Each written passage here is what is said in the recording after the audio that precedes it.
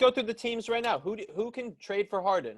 The Lakers aren't going to do it. Yeah. The Clippers, maybe if you can't trade the there's Paul no George way. contract, They so it's can't hard trade for them Paul, to get yeah. that.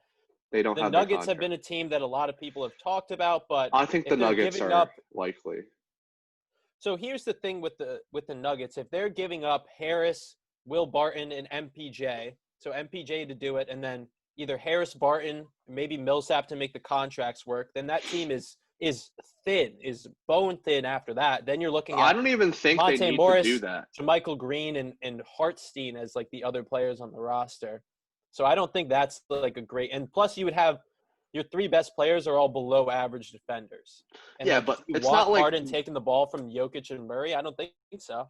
Yeah, I think that the conundrum is more like if you're the Nuggets and you're looking at like we can get to this a little bit more later, but if you're the Nuggets and you're looking at like the Lakers and the Clippers, who I currently have, a bit better than they are, you got to look at yourself and you're like, we're not a great defensive team to begin with, right? And Michael Porter Jr. is fine, Gary Harris is fine, but if you want to take this next step, you need to change something up, right? It's been a couple seasons now. I know Jamal Murray took a step last year, and they made it to the conference finals, but I don't think anyone's projecting them to be, contending for a championship this year, especially in the West.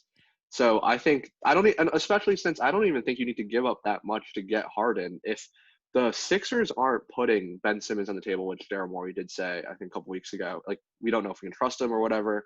I personally would not trade Ben Simmons for Harden. And I think that Daryl knows better than anyone where Harden's at right now and how Harden would be in the Sixers.